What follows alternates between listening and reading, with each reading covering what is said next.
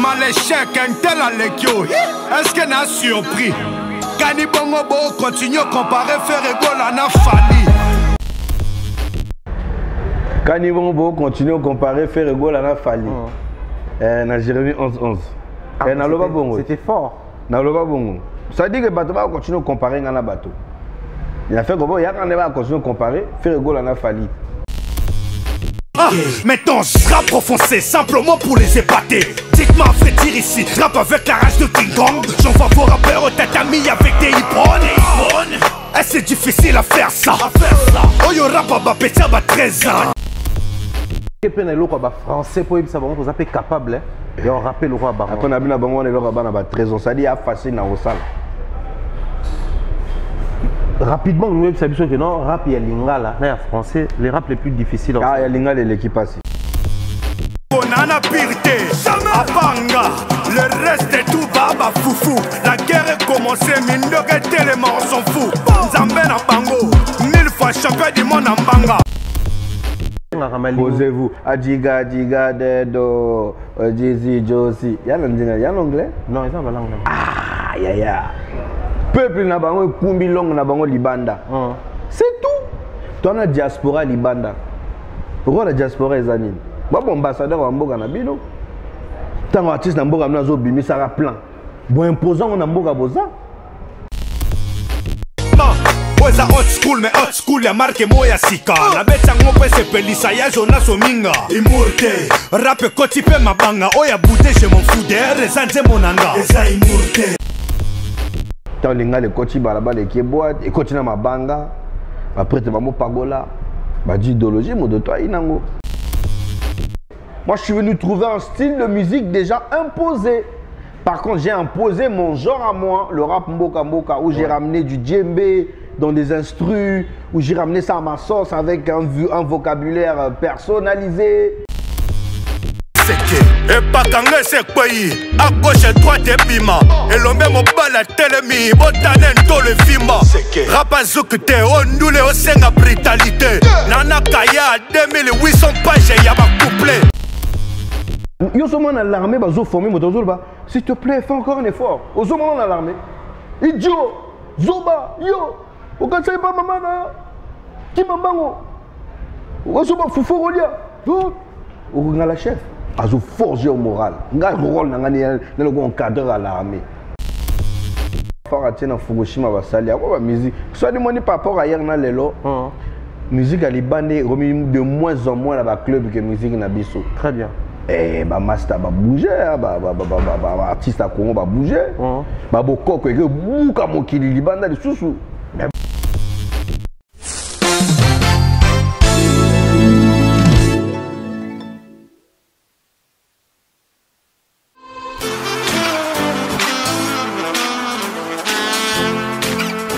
Vous êtes en Europe, Asie, Océanie ou en Amérique. Voilà, aujourd'hui c'est très facile d'envoyer de l'argent en Afrique. Tap Send. Tap Send, les moyens les plus faciles pour faire vos transferts en Afrique et surtout en République démocratique du Congo et la République du Congo. Vous avez déjà ROCP là. C'est-à-dire, de la maman, papa, mbongo, cousin ou neveu, c'est plus facile aujourd'hui. Tap Send. Télécharge l'application et envoie ton argent sans inquiétude. C'est très rapide et fiable. Ceux qui ont Tindi Mbongo, on a Kinshasa, on a Orange Money, on a M-Pesa, on a Airtel Money. Ceux qui ont numéro à Brazzaville, on a MTN, on a Airtel Money. Utilisez les codes promo Mumbaya et vous aurez droit à 5 € de bonus. Donc ceux qui ont Tindi Mbongo, frais de transfert, et Zateo. Très chers internautes, aimables téléspectateurs, bonjour et bienvenue. Nous sommes très heureux en tout cas de nous retrouver une fois de plus. Les voyages continuent, les artistes continuent de passer. Ici, nous sommes toujours à Brazzaville, République du Congo. Un très grand plaisir pour nous de vous apporter quelques nouvelles d'ici. Sur ce plateau, nous avons un très grand plaisir de recevoir M. Maseke Maralba Maléchek. Il est ici avec nous. Vous savez, cet artiste, j'aimerais bien dire tout au début, je suis très fan de son savoir-faire. Et je pense que Lelo, au-delà de son savoir, a remis un petit parcours à l'école, mais aussi avoir son avis par rapport à l'industrie culturelle, si pas musicale congolaise, comment est-ce que ça fonctionne ici, et son art, son apport dans la société congolaise. Pour nous, de dire un grand merci également à John's Hotel, au Bibis Hotel 4 étoiles. Merci beaucoup à toute l'équipe technique qui nous accompagne, également à l'équipe de Kinshasa qui relaie les émissions. Monsieur l'artiste, bonjour et bienvenue. Bonjour et surtout, c'est vrai que c'est un peu tard, mais je te souhaite bonne année. Vraiment, merci. Voilà, beaucoup. déjà pour commencer. Vraiment. Et merci de me recevoir sur ton plateau. Voilà, je suis honoré et merci. Sinon, ça va? Moi, ça va comme tu vois, hein, c'est la forme. Hein. On essaie d'aller mieux. Vraiment. Ouais. Sinon, pour nous, c'est un très grand plaisir de t'avoir. Les activités, tout le reste, ça marche bien? Oui, les activités artistiques autant que business, tout va bien, par la grâce de Dieu. Donc voilà, on ne peut jamais dire que les choses vont mal du moment où tu as le minimum que beaucoup n'ont pas. Très bien. Voilà, donc tu dois toujours faire comprendre à celui qui te fait cette grâce que ça va, que tu te plains pas. Voilà. Maralba Maléchek, j'aimerais profiter de l'occasion pour te poser cette question qui peut-être est au bima, un peu bizarre. Qu'est-ce que l'art représente pour toi, précisément?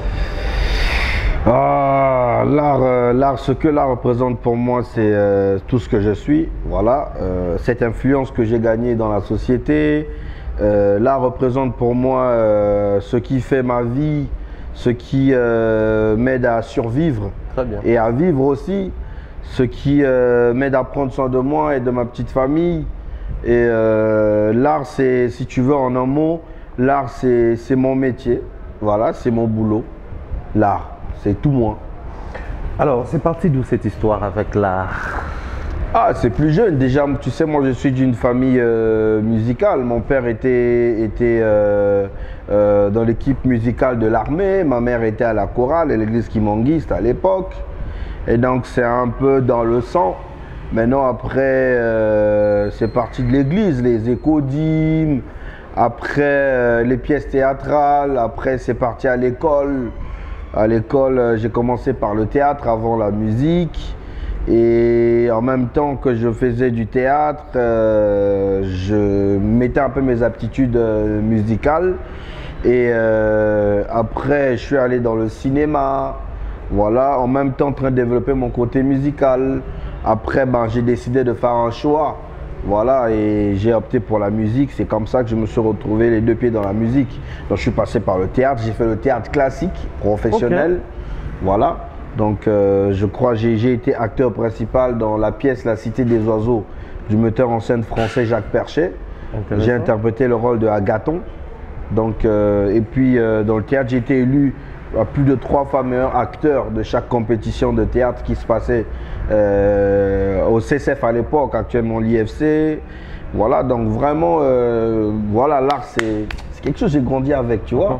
C'est pas un truc que j'ai appris, c'est un truc que j'ai sorti, que j'ai développé en moi. Le Congo est un pays de musique, avec une variété culturelle très riche. Ouais. Mais pourquoi avoir choisi les rap alors qu'il y a la rumba, il y a toutes ces musiques d'ici? Bon, déjà à la base, tu sais, moi j'ai pas une belle voix. J'ai pas eu cette grâce d'avoir une belle voix qui berce. Après, aujourd'hui, si je peux pouvoir chanter, ça peut être un développement au fil d'expérience, de rester avec des musiciens. Sinon, à la base, je suis pas du côté de ceux qui ont une très belle voix qui te berce. D'accord? Déjà à ça. Et puis le rap, c'est la musique que j'ai grandi avec. Tu vois, c'était mon quotidien. Tu vois un peu, donc j'étais plus proche du rap. Peut-être que si j'étais plus proche de la rumba en grandissant ou encore d'autres genres musicaux, j'aurais peut-être développé aussi mes cordes vocales dans ça, en chantant de temps en temps. Mais c'est à force de rapper que j'ai développé mes aptitudes de rap. Et le rap, j'ai trouvé que c'était plus facile pour moi de faire du rap parce que moi, je voulais dénoncer, tu vois, je voulais être haut-parleur, je voulais parler cash aux gens dans ma musique. Et je me dis qu'avec la rumba ou encore d'autres genres, c'est pas facile d'être droit, tu vois ce que je veux dire. Donc c'est un peu plus facile en étant rappeur, parce que c'est une musique de révolution déjà à la base. Je disais tantôt, le Congo est un pays de musique. Alors quand on prend la décision d'opter pour une musique, je peux me les permettre d'importer. Rap, et musique à dénonciation et tout ce qui va avec, c'était facile. Importé par qui? Bon après, on a importé chez qui? Chez ceux qui ont la peau noire. C'est pas importé. Ensuite importé. Donc ça veut dire qu'ils sont partis avec ce rap-là là-bas. Tout à fait. Tu vois, Ouais. les premiers rappeurs, c'est les Africa Bambata. C'est Africa Bambata, c'est un Renoir, c'est des révolutionnaires. Ouais. Tu vois, donc c'est nous, c'est dans le son. Alors, dans une société où une autre musique règne, domine, c'était facile pour imposer les bases. Ah non, mais moi je ne suis pas venu imposer le rap. Ah, ce serait mentir, ce serait trop mytho. Il y a eu les Fatima Seya, il y a eu plein de groupes avant. Il y a eu des gens. Ici au Congo, il y a eu des Mike Eddy. Oui. Moi, je n'ai rien imposé. Moi, je suis venu trouver un style de musique déjà imposé. Par contre, j'ai imposé mon genre à moi, le rap Mboka Mboka, où j'ai ramené du djembé dans des instrus, où j'ai ramené ça à ma sauce avec un vocabulaire personnalisé, voilà, avec des thématiques personnalisées à mon image, qui aujourd'hui est repris par des jeunes actuellement. Aujourd'hui, moi, je suis fier. Donc, je n'ai pas imposé le rap, j'ai imposé mon rap à moi. Maralba, yo qui n'avait rap, to rap m'te aver yo. Te rap ezwanga tokuta ndebo mwana rap pena nanga pena tokoli sika mo. Ok. Ngana rap pena ba pire. Ok. Yango na pena na force yango te. Alors par rapport à la société aujourd'hui, la musique rap, c'est une musique où est accompagnée bah, noir dans le moment de déportation, blues, rap et toutes ces musiques-là. Ouais. Jazz. Alors, ouais. Ils ont une connotation, une musique où ceux qui ont utilisé une thématique naturellement, il faut très pour dénoncer Maramba Mboka, il y a un continent et autres. Mais tant qu'il y a mais thématique qui peut pour se démarquer. Est-ce qu'il y a une base au Koutaki, ou tout le temps Fatima Seya et les autres, qui ne chantaient pas forcément ça, mais ils ont le droit à moins ligné, moins tracé. Ça dit que. Au sincère qui facilement. Oui. Parce que dans la banine na rap français, ma casse, voilà. Ok. Pena yango pe na sou ça les autres. Tu vois, il fallait maintenant quoi yana qui nga quoi. J'ai compris que la population est aussi qui nga ina ndenge na nga. Tu vois, donc c'est ça qui a fait que je me fasse démarquer des autres. Alors, la démarcation, les loyaux, quelle est la lecture oyo? Bon, pas forcément la société, mais les ennemis. Hier, ils étaient des rappeurs qui réussissaient à imposer quand même certaines bases dans le yé. Quelle est la lecture au bazar par rapport à rap actuellement, partant des maléchecs? Mes preuves, tu peux sauter sur moi, mis tout en rap, je chauffeur. Donc, lecture fait ça normal. Il faut pas que petit va décoller les logs. Ça dit, bon, on sera le monde, on a un man qui on sera un man hier. On sera un bon gars, on va casquer la gars. Mario a baseball, là, on a Kobe, on sera un bon. Donc, il y a un gars, un basketteur, oh, biso, tu es sur le nom, elle a dit solo. Elles sont bonnes, tu crois que tu as un solo, pas un gars. Donc, il y a la vitesse, il y a le roi Karumbat. Ah, bah, viens l'homme, on a une musique, on a comment, bah, Fali, bah, faire, on a une quoi, bah, ils sont bonnes. Il y a bon, il y a bon. Justement, mais après, dans chaque secteur, bateau bazo régner, bateau va imposer, et comme l'industrie, et comme business. N'est-ce pas, viens, on a mis tout ça, on a petit le lobo, boy, maintenant, on va vieux mon béakala. Il y a rap à éviter. Elles sont bonnes. Donc, on a un concert, ça dit que la population, concurrence, rap, musique urbaine, afrobeat, bandombolo, tout à la moutou, tu as rap dans boîte. Les lots rap na boîte, les lots rap est partenaire, les lots rap est comment accompagner ma grande activité. Les lots rap est mon ambassadeur. Ça dit les prix font la porte à la société. Vous, à vos côtés, surtout mon ambassadeur. De l'autre côté, ça n'a pas dérangé la gestion, le fonctionnement d'artistes, musiciens, au Bazaki, qui évoluent par exemple dans la Barumba et autres. Voir que cette génération, ils ont depuis qu'elle mais Maralba, il y a eu quoi pour secouer le secteur. Place au Liaka, place au Ivara aisement. Ils ramènent déjà encore les rappeurs. Déjà, on a secoué le secteur rebelle. Bisous, on a une idéologie, on a des globales, c'est une idéologie où il faut retirer la mission de rap. Tu as une mission typique. Justement. Et ça, on prend des secteurs de secteur na bango. Bino bona na ba mission à bamano hier ba ni te le public o foutaka o ekotaka quoi il y a public à musique typique. Donc faut que vraiment chroniqueur na bango. Tu veux faire comprendre que musique est la musique moko. Il y a un kabolate wa chroniqueur o yambi roga missile chevalier officier o yambi Maralba. Elles sont en prendre. Oui. Donc tu profiter de la même audience. Après comme idéologie moto tout.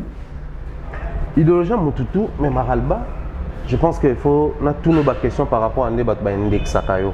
Les gens ont tendance à dire Maralba c'est un provocateur. Vrai. C'est tout ce qu'il sait faire. Mais après texte na yo eza lokolo yela bato. Maman. Dans des bongos. Non on attaque. Au quoi tirali FM. Rap pas musique c'est une brutalité. Mais message dans les autres semble être le message non séparatiste. Des messages les autres tu vas travailler. Nazo booster ne ba yo foufou. Ben foufou dans la taille. Où est booster? Ba reconnaître valeur na ngati. Oh nazo aider bango. Yo sommes dans l'armée bazo former moto ba. S'il te plaît, fais encore un effort. Au moment dans l'armée. Idiot, Zoba, yo. Au quand pas maman na. Qui m'ambango? Au sommet foufou rolia. Au la chef. Azo forger au moral. Nga rôle na ngani dans le cadre à l'armée. Azo pousser bon va travailler. Ba comprendre té. Ouais mais azo travailler. Moi na mi to ba rappeur tout ba mi ah va pas les qui 3 de la mona. Donc ils ont mata. Bientôt va coma. Oh le temps va coma à décoller les sous. Est-ce qu'on peut dire aujourd'hui que le message est très bien capté par la population? Cette population habituée à écouter une autre musique, l'amour et autres, parce qu'on a comme l'impression que tu ne vis pas l'amour. Si je vis, mon temps. Toi c'est la révolution, toi c'est la concurrence. Il y a le Congo, aujourd'hui il y a Congo, Brazzaville, Congo, Kinshasa. Motalenga nous vive l'amour à thé. Arrêtez ça. Il y a beaucoup. Soka trop fort l'amour, même en Afrique mobimba. C'est pas vrai. Champion. Avec ton message. Non mais aujourd'hui même micro mina baba bon rappeur depuis l'amour et le monde entier ni nani. Babiso ba Jay-Z après dit bleu na biso na makambo lingo Didi bia utobala. OK. On a jeune na biso na makambo lingo ya ba rappeur. Puis dans analyse, so dans le monde toi 10 na kati. Côté l'amour quoi, rappeur tu na bo lingo ngai. Na la kati. La linga fort. Maralba, apport dans la musique, au départ, qu'on visait la musique qui régnait déjà, tout ça, qui perception dans la vie. Na rap, na yo, nga mutuna mema mabanga na rap, nga mutuna mema boye na rap. On a comme l'impression, Maralba se vante plus en lieu et place de laisser les grands publics et les observateurs parler des. Ça dit comme Maralba Zoloba, na zo rappena ba ninga ke bota djonga na sali. C'est que o etikali bi na sali ti bino bo salara déjà. Parce que sur la scène à lobelango, ils ont poussé ce que chaque montagne est fouini dans les salamités. Avant Maralba salara na salara déjà. Est-ce qu'on comprend une vision? Ça dit que moni na Congo on somi lobelité ba lobelote. Quand on raté bateau, faut laisser le public juger le kuta. Le public a lobaté, loba, miloba. Public est rotal et l'équité, le public est lobby. Yo mi loba déjà, le prix. C'est pas pour de coliba le prix, le 2, le 3. Il y a une idéologie, ma parent batab sur la moutou. Faut qu'on voie là. Soit le prix au lobby. Quand on débrasa, il y a découvert sur Brazzaville. Ah ouais l'élite. Diego quand on a découvert l'embouchure du Congo. Ah ouais l'élite. Regarde le prix. Magellan, Amérique. Ah ouais l'élite. Faut qu'on loba. Soit de bailler batté. Ouais, il y a un drapeau. Mais il y a ça combien? Bango, sali, mais chose qu'on te fait la suite. Dans l'oba. On a fait la suite. Public jugé. Tout à l'heure, jugé par rapport à la rap français et autres. Mais dans une de tes chansons, au rap nous rapara, mais à un moment donné. Rap au bord à petit à 13 ans. Ok, penelo quoi français pour ça vous appelez capable et on rappelle le roi baron. Après on a bien la bango on est là à 13 ans. Ça dit à facile dans au salle. Rapidement, nous savons que non, rap et lingala, en français, les rap les plus difficiles. Ah, il y a lingala et l'équipe passée. Comment ça alors que en français, respectable à principe, à rime et autres. Ce que rime na lingala et parce que rime est propre. Oh le baba rime à bouzo baté à baba na moni koko et papa c'est que non rampena aucun rampena ba punchline na lingala. Ya passé. On réfléchit en français ce que tu as na lingala. Parce que français a facile parce que de oser réfléchir rien en français. On a lingala faut joindre en français na muta pour convertir en lingala. C'est compliqué. Rap à lingala les rap français n'a pas passé. C'était parmi les combats à mener sur le terrain parce que dès le départ Batutu bané qu'on rappelle en français et ça passait calmement pour battre un message qui n'a identité on est arabe. Et aussi quand on a tué mon labango comme époque avec un frère rouge. Quand on a tué mon labango, tué ma chérie nae, tant lingala les coachs balaba les qui boîte et continue ma banga. Après tu vas mon pagola, bah d'idéologie mon de toi inango. Les matériels n'a rap à Maralba, c'est vrai, bah rappeur, bah ça déjà a tendance ou non. Mais ça nous parle de tel trophée à Moutaliboso, telle voiture Moutaliboso à rouler en haut. Apparemment, on ne défiait pas les rappeurs, mais les artistes michins de l'autre bord ou de l'autre côté. On a précisé à rappeurs, ceux qui bien. Message codé, on parle des rappeurs, mais en réalité, on a précisé. Rappeur Aliboso, rappeur Aliboso, on a précisé. Parce que on mélange la guerre dans la guerre. Ok. On mélange jamais la guerre. On a remis la guerre dans les musiciens Ndombolo, musiciens Afrobeat. On a mélangé la guerre dans la guerre. La relation entre la musique rumba de chez nous, Congo, et la musique rap. Aujourd'hui, est-ce possible d'avoir des collaborations? Une chanson purement rumba, on place Maralba et il s'en sort. Mais bien sûr, moi j'ai ce Nganabeta Rambolo, purement générique. Ouais. Voilà, on vient de faire un feat avec Roga où on a prôné la lutte contre le paludisme. On a fait ça. Il y a de gros projets. À Paris, au Tozagi na poto, Roga boit à Benga na podium. Mon grand m'appelait, à Pinga boit qui a micro.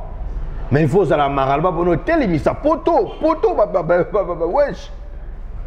Nalinga la sigo, rumba, seben suezo beta. C'est-à-dire qu'il faut au la plafond, soit au légué animateur à au bois, soit au andeng moro. Il faut puissance vocale et ça là. Si on a français mon cogango, je tue.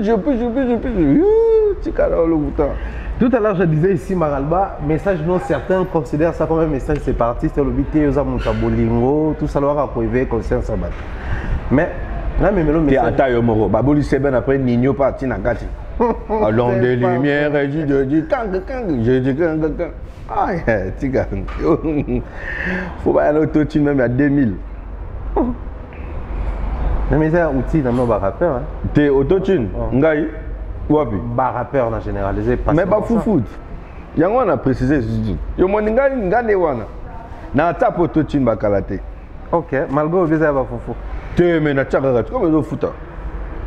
Maralba à Kinshasa ba ebi rap na yo. Actuellement, les gens t'aiment. Mais quand on parle de Maralba, la période où on a la séquence non arabe où tu compares des artistes congolais de Kinshasa au Pessiango na image moko bo genre au rabaissé moko matisi moko. Comparer Fali à Ferré dans une de tes chansons. Tu sais ce que ça fait de l'autre côté? Quand ils vont continuer à comparer Ferré à Fali. Na Jérémie 11-11. C'était fort.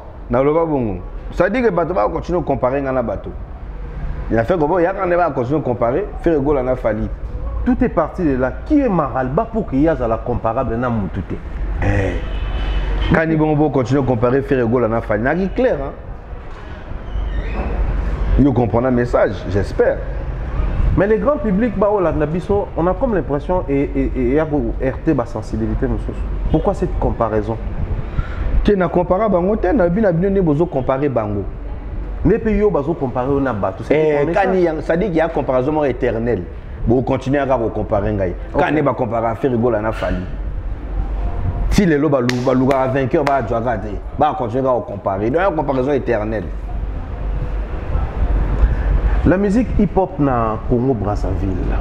Aujourd'hui, on voit les artistes, très précisément Maralba, sortir la tête de l'eau, impacter au point où comme ambassadeur X, au point où vous allez accompagner la marque Y. Photo le balelo et permettre à ce que la société va démystifier pour la complexe dans la musique. Mais bien sûr. Et puis, bien, on a continué qui est ambassadeur. Tu as la lourde tâche, père son âme, vieux beaucoup, le papa Wemba. Tant que papa Wemba Koufi, on a remplacé dans poste ambassadeur, dans le réseau Morobo. Donc, il y a une lourde tâche. Il fallait qu'on relève des filles, qu'on gagne confiance. Il y a la société, bongo, l'élo, et permettre d'avoir ma statut, la possibilité, il y a moi à bout de pain. Et on a le bar, on a sommet de l'Himalaya. Avant moi, dans ce bled, le rap n'avait jamais marché. J'ai souffert pour permettre à tout le monde d'en profiter. Maintenant, ils font des clashs sur moi. Maintenant, ils parlent mal de moi. Vous allez le payer. Ah, je suis fâché. Naboma Mokili. Ce qu'on va bagnoler. C'est sous mon limite. Na kangi prise. On reproche aux artistes rappeurs aujourd'hui de faire comme les afrobeats. C'est-à-dire comment vous avez rap, vous avez rappé, toi vous avez afrobeat. Quand est-ce qu'il faut concrètement te le baquer telle chanson ou tel artiste est vraiment rappeur? Yeah, bah mamboana tout et zaraga, ça dit que bazaba commercial. C'est-à-dire bah, ça business. Donc vous mis sans sa business là. Ça dit que y a un rappeur oyo a dit que un moment aninga za rappeur moko engagé ti suka yepena fokaka fokaka loba makambo l'état funda ba chef de l'état yana oyo suka zo sala fa comme la mbongo fa bon ça va compte mon kera bana na e ce ya choix ne faut pas empêcher choix ya baninga. Très bien. Yo poni ko finga ko rappeler biso Afrique na dessin nango. Continuez de rappeler qu'Afrique, tu es bien au biso tout le temps dans l'école. Il faut rappeler biso que biso ni tokola ta lingbanda ezayo. Moninga ya lo ba whisky, il y a champagne, il y a ba chéri. Et foutu ba mbonga tonti ba sale, ya yi. Donc chacun se contenter na choix na et empêcher choix moninga. C'est ça en fait que je veux faire comprendre aux gens. Il y a une batelelo parce que ça rap ni andeng mobu, ani rap na lingala te. Oh, il y a ça là yo tika ya ngai. Eza immorté. Mais immorté. Eza immorté rappeur à Salaboé, Eza immorté rappeur à Kende Potoazonga, Eza immorté rappeur comme ambassadeur, Eza immorté. Qui prenait ça comme de l'humour? Ça dit que tant dans le bar, il y a un message, il y a encouragement. Ça dit que faut faire comprendre que tout ce qu'on fait d'effort, tout ça dans la vie, il y a facilité. Les ailes montées. Même si on fait on vit, les ailes montées. Si on prend Kokati Saga, et fleuve Oyo, ou combien on vit, ce que Ngoubou Baldi Omino, il y a monté. Donc tout ça, il y a façon de rappeler que faut qu'on s'en Zambé. Maseke. Tu sais comment les gens considèrent Bassine, non? Mais surtout il y a showbiz. Je suis pas ébi, ça m'a séqué. Pas moi on a un taureau. Net sur mon bouteille à dopel. C'est pas vrai. On se dit que Maseke. Maseke bouteille à dopel là. Vous verrez. Maralba Maléchek il est sur ce plateau. Je pense qu'ils arrivent vraiment à s'éromer pendant tous les années. Mais après la société n'a pas besoin au Kendela, n'a rap na yo, na musique actuellement. Quel est le mouvement où ils ont estimé qu'il faut créer la vraie révolution de la musique congolaise actuellement? Enfin, la révolution pour vivre en haut, mais où il faut simbaler actuellement la musique. Il faudrait s'associer à un courant surtout un rappeur peut se démarquer, se décomplexer pour permettre tout la musique. Parce que là on parle, la musique peut où tu peux musique belé zoa beta awa. Mais comment faire pour que la musique peut où tu awa temple et bien taper bisiki bello musique ah mais bah moi c'est va ça là on va faire à tiens Fukushima va salir quoi musique soit du monde par rapport à hier na lelo musique à libandé remis de moins en moins là bas club que musique na biso très bien eh bah master va bouger bah artiste à Congo va bouger bah beaucoup que bouka mokili libanda de sousou mais beaucoup que c'est regard déjà niveau mais genre mission à Congo bah faire à tiens bah faire à tiens bah bouki localisation moni non mokili mobimba à genoux. Ils ont ça là déjà. Et comme ici, quand artiste va tirer les kundu, moni a zo beaucoup comme jalousie. Non encourager fou la napéro ya chez eux. Bah moni non. Les courants il y a des échanges culturels. Si tu as une appellation, il y a featuring dans le rap congolais. Et vous avez un ajout de plus de la musique congolaise. Mais bien sûr, bien sûr. Les kundu mais en réalité apporter le côté. Mais featuring ça dépend de ça les linango. Tu vois, au rose, alors futur va faire Jay-Z. Mais ceux qui et ça les linango va manipuler comme il se doit et au tir la gana banane. Il y a des artistes bella qu'on va featurer na rappeur à Libanda. Tchouboulou. Namo on a featuring na ténor. Comme producteur on produire avec Ndoki. Reprendre. Akunda projet et bima ngomo na ndenge nango. Adia même na mbongo mabanga na ba futa mabanga. Na combien de mabanga tchouboulou a bloqué ngai. Est-ce qu'on prend? Donc ça dépend du pilotage à projet. Souci en vrai quand tu dénonces certaines réalités dans le milieu de la musique congolaise, juste pour dénoncer les individus ou dénoncer tout un système où il est canal. Les individus ont dénoncé on a un système. Il y a un ennemi public. Monoropolé. Fermeture et béba. Kalaté. Certains analystes ici au Congo, Brazzaville, tout comme à Kinshasa, disent la musique rap na lingala et puis ça va double travail dans l'artiste au Bassala. Parce qu'après aujourd'hui, ça cite quelques noms d'artistes africains, au salon soit en français, soit en anglais, bah ça soit moins facilitation à la langue. Mais lingala, un bon rappeur comme Maléchek, rap les a bien, ils en a flow, ils en a message. Ils en ont tous qui rappent. Posez-vous. Adjiga, Adjiga, Dedo, Jizzy, Josie. Il y a l'anglais? Non, ils ont l'anglais. Ah, ya. Peuple n'a pas un kumbi long, n'a pas un libanda. C'est tout. Tu as diaspora libanda. Pourquoi la diaspora est anine? Bon, ambassadeur en Mboga Nabino. Tant qu'artiste en Mboga Nazo Bimi, ça va plein. Bon, imposant en Mboga Boza. Tout le monde dans la communauté malienne va ça là, on va imposer sur la gaspille, tout le monde a pas de gaspille. Ma ben ça peut tout tout petit peu boîte kili. Dans la communication des fois il y a 2 heures. Communauté, il y a des choses qu'on va distraire, il y a rôle dans bangoté. C'est ça. Nous on fait notre travail, relais comme il y a bango. Mais comme un public qui peut aller les kundu, ça dit fan à ça qu'on vient musicien. Fan. Comment ça? Mais dans le Congo, fan à ça qu'on vient musicien. C'est-à-dire, à mon niveau, il y a un ça. Il y a fan de musicien, mais on vient. Est-ce qu'on comprend? Il y a une maman qui a fait changer. La musique, la promotion, nous faisons les canapés dans la nouvelle technologie de communication. On voit Maralba très actif dans les réseaux sociaux. Facebook, tout comme Instagram. Vous avez vraiment en activité.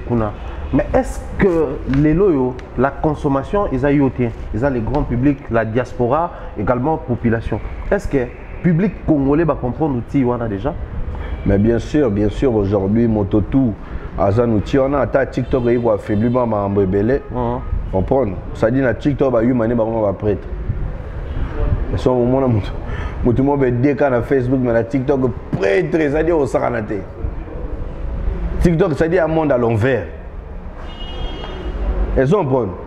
TikTok voisin a les kofi na gaz na TikTok voisin a tekaka mai mais les kofi na gaz. Et on modifie mon structure à les réseaux sociaux. Bon là c'est Kangi, vérité au bima. Chaque fois dans la sac. Revenir sur le terrain, la prestation scénique dans la salle où ils ont rassemblé beaucoup plus de gens. Rap congolais. Maralba, quand il réussit à s'organiser des concerts, des prestations scéniques, la lecture, ils ont pour l'humour, pour l'honneur, tout pour une manière de permettre à ce que les autres emboîtent les pas. Moi aujourd'hui, Motomotona Mokili, comme ça, la histoire. Très bien. Tous les jours quand je vis, je pense à qu'est-ce qu'on dira sur moi. Qu'est-ce que j'aurais laissé après maman.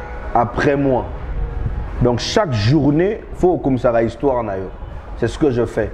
Aujourd'hui, je suis passé par cette boîte, le Cléopatra, pour être ce que je suis. Tout a commencé ici. Donc je me dis qu'il y a une bénédiction qui existe sur cette piste-là, qui a collé à ma peau, qui peut coller aussi à la peau des jeunes talents. Et aussi de mes collègues artistes qui sont déjà confirmés. C'est pour ça que j'invite des guests qui viennent encourager les jeunes talents. Moi, net les lots dans minute, tu en as l'island de Gouvaouti, Pointe-Noire, à du vol, à du côté avion, à une spécialement pour la soirée. Spécialement pour la soirée. À autre les grands journal à 20h. Elles sont en prendre. Donc, on a tous ça pour encourager les jeunes talents. Elles sont en prendre. Ah, là, il a, les jeunes talents, ça là. Non, il y a un poids. Parce que va comprendre vision. Et ça pour l'honneur, on a ça pour photo comme histoire ensemble. Balégé va le tant que biso va venir à vide, c'est l'or vide. Va venir tout vide et l'or si vous biso ce que tu as balégé nini, faut tout tracer balégé nzela. Biso de au bout na ndenge na besoin de ndenge. Maralba, la structure que j'ai beaucoup apprécié d'ailleurs, il y a toujours le Bela à l'instant. Chaque vendredi, on réunir autour de la musique pour permettre soit de dénicher des talents ainsi que soit de comprendre déjà bateau sur le terrain. C'est une très bonne chose, une très bonne initiative. Moi, personnellement, j'aimerais chaque fois nous allons à toi accompagner. T'es banda kala, c'est-à-dire au Tuni Micmac. Au Tuni Micmac, na Braza, tu reçois un petit café à l'époque. Ok. Ouais, Micmac, je crois, a participé au moins 3 fois dans ma soirée. C'est-à-dire que ma master, même il y a des Zoya, qui est photo chez Maral, tu as un jeune talent poids. Un jeune talent poids, les gars dans le lot va confirmer.